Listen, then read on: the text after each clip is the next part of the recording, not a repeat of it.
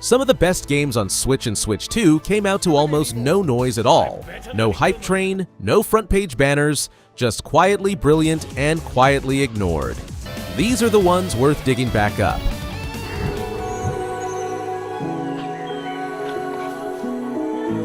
Some games you don't so much play as feel, and Neva is one of those.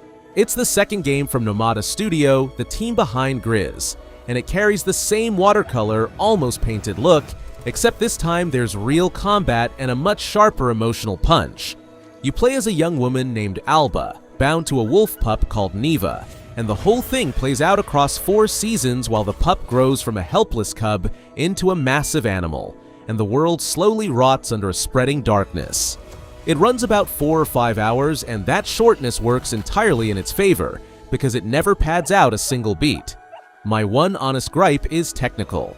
On the original Switch, you'll hit frame dips and slow loads, so if you own a Switch 2, run it through backwards compatibility, where it breathes a lot easier.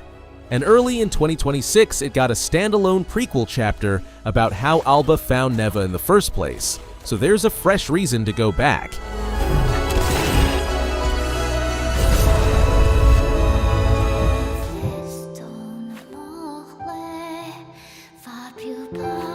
If you skipped Ender Lilies back in the day, here's the good news. The sequel is better than the original in almost every way.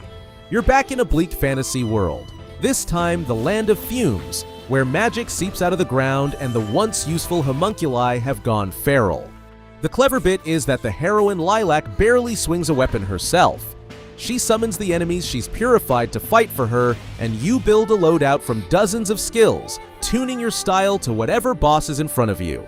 The soundtrack deserves its own paragraph because it was written by Millie, and this is one of the rare times you'll actually want to listen to Metroidvania music on its own. The devs also dropped a free boss rush mode after launch and keep patching it, and on Switch 2 it got an update that runs noticeably smoother than the old hardware ever managed.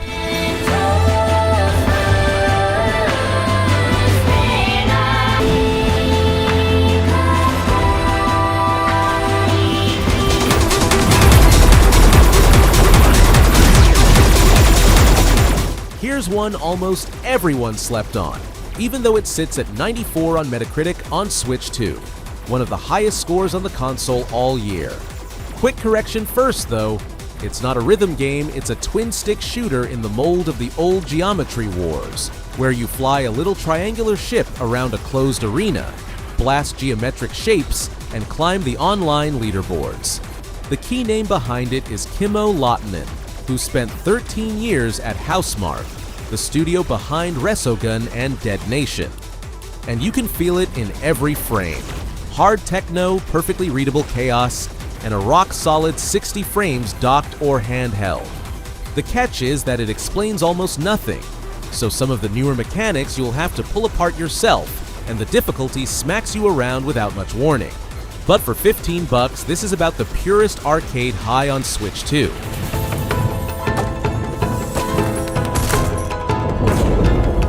A hand-drawn Metroidvania steeped in Japanese folklore sounds like it's fighting 100 rivals, but what sets Bo apart is the movement. You play a fox spirit born from a celestial blossom, and the whole game is built around bouncing off enemies and projectiles with your staff, staying airborne for seconds at a time without touching the ground. It comes from the tiny Thai studio Squidshock, and here's the detail that matters. The team includes people from the AM2R fan remake of Metroid, so a real feel for space and level design is in their blood. The art looks like Hokusai prints brought to life, and the bosses are a spectacle on their own. Now, the honest downsides, and there are two. The Switch version drops frames in its prettiest scenes, and while the devs patch some of that out, don't expect silky.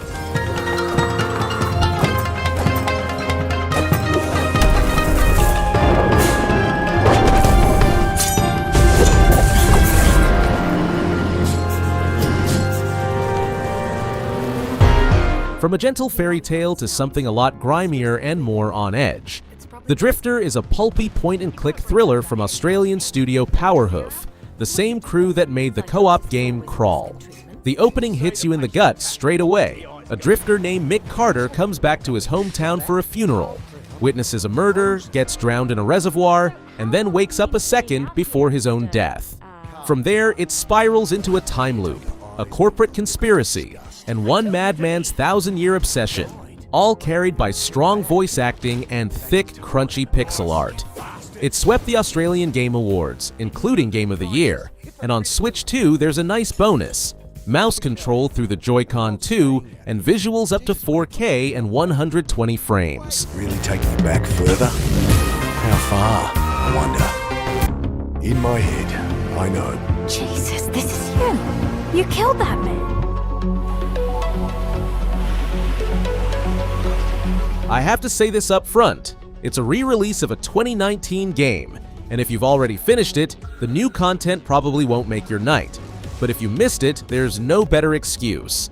The Touryst is a deceptively simple voxel adventure about a nameless tourist wandering islands, solving puzzles inside ancient monuments, and stopping to surf or dance at a beach party along the way.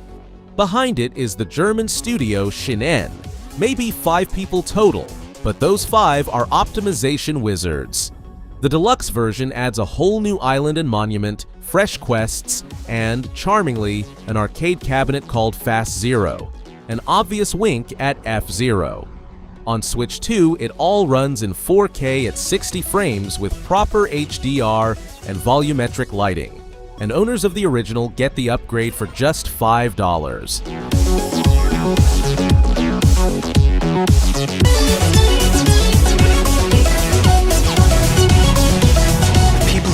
Are suffering, crying out for whatever help will hear their pleas. Should I turn a deaf... Here's a game every Tactics fan owes it to themselves to try, and criminally few people did. Unicorn Overlord comes from Vanillaware, the studio with that unmistakable hand-drawn style, and it's their first big strategy game in ages. The story follows exiled Prince Alain rebuilding an army to free 5 kingdoms from an invading empire, but the fascinating part is how the fights work. You don't shuffle individual units around a grid, you move whole squads across the map in real time, and when 2 squads collide, it kicks off an automatic, gorgeously animated skirmish, whose outcome you've set in advance through your tactics and gear. Fiddling with the perfect squad build is exactly what swallows dozens of hours. There are more than 60 characters, from humans and elves to winged angels, and nearly all of them slot into some plan of yours. For yourself. You would charge ahead knowing well the severity of our struggles? The chance we have of surviving is to fight back with the Sentinels. Now, let's go! Since we're on Vanillaware, we can't skip their boldest swing.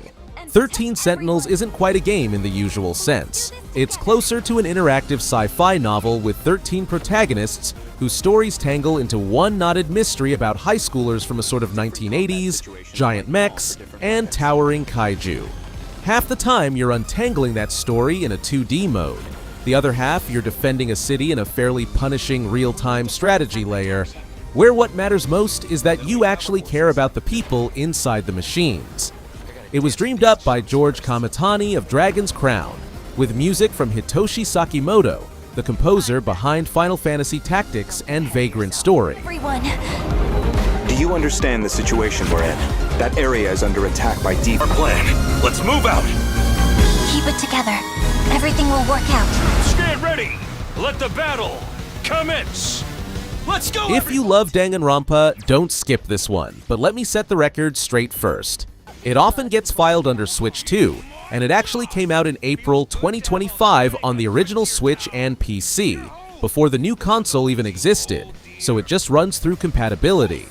The writing was handled by 2 heavyweights, Kazutaka Kodaka, creator of Danganronpa, and Kotaro Uchikoshi of Zero Escape, with character art from Rui Komatsuzaki, instantly recognizable from Danganronpa itself. Structurally, it's a visual novel crossed with turn-based tactics, where 15 students defend an academy from monsters for 100 days, and then the signature madness kicks in, with 100 different endings and looping plot threads. All of my friends. Karuwa. Power coursing through you, doesn't it? We call this Hemo Anima. Eliminate them! A textbook case of a game the critics and players both praised, while the sales still let its own publisher down. Kunitsu-Gami is an unlike anything hybrid from Capcom, where by day you roam a defiled mountain village, cleanse it of corruption, and station the villagers you've rescued at their posts, and by night it turns into full-on tower defense as you guard the maiden Yoshiro from waves of creatures, wading into the fight yourself with a ritual sword dance. It sounds strange, it plays even stranger, and that's exactly why it grabs you. Visually, it's pure Japanese Kagura aesthetic running on the RE engine, so it looks expensive.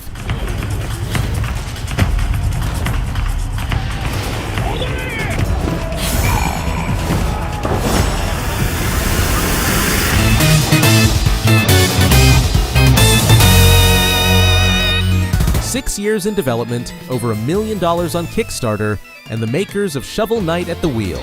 On paper, that reads like a guaranteed hit, and this time, it delivered. Mina the Hollower is a top-down action-adventure that critics neatly pinned as Zelda. Link's Awakening crossed with Castlevania and a dash of Bloodborne, only with anthropomorphic animals instead of knights. You play a mouse hollower named Mina who can burrow underground to dodge danger, and at the start, you pick one of 3 weapons that completely change the rhythm of combat. The music deserves a shout because it was written by Jake Kaufman and the legendary Yuzo Koshiro, the man behind the Streets of Rage soundtracks.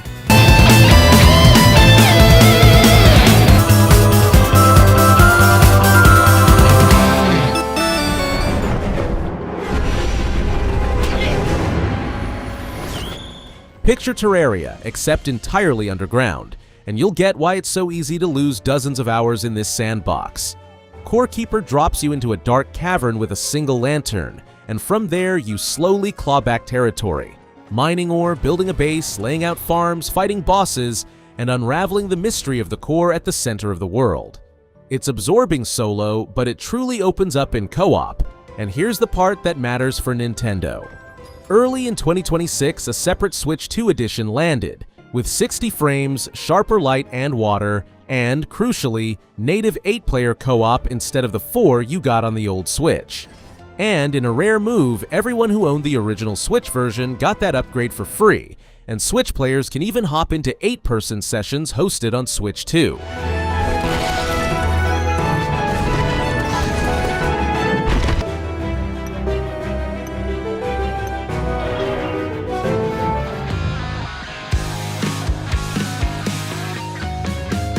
This is the one I have mixed feelings about, and I won't pretend otherwise.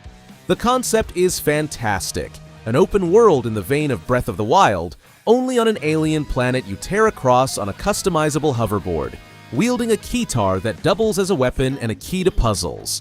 Italian studio Caracal put it out as a Switch exclusive back in April 2025, before Switch 2 arrived, so on the new console it simply runs through compatibility, with no dedicated enhanced version. The trouble is the execution. The world looks lovely but feels empty, the hoverboard physics can be maddening, and upgrading the board means grinding, crafting each part from scratch to chase the stats you want.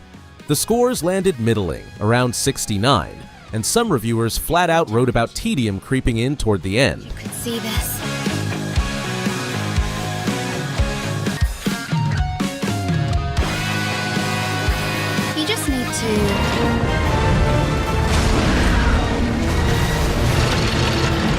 While a proper Monster Hunter on Switch 2 is still off on the horizon somewhere, this alternative from Omega Force, the Dynasty Warriors crew, quietly fills the gap. Wild Hearts S is a re-release of a 2023 Monster Hunter that EA originally published, and that never found its audience the first time around. The rights sit entirely with Koei Tecmo now, and on Switch 2, it launched as an exclusive. The core is what you'd expect from the genre. You hunt giant kimono beasts across a feudal Japan-styled land called Azuma, and forge new gear from their parts. But the hook you won't find anywhere else is the Karakuri system, where mid-fight you build traps, springboards, and walls on the fly to outsmart a beast the size of a house. You can run it 3-player in co-op.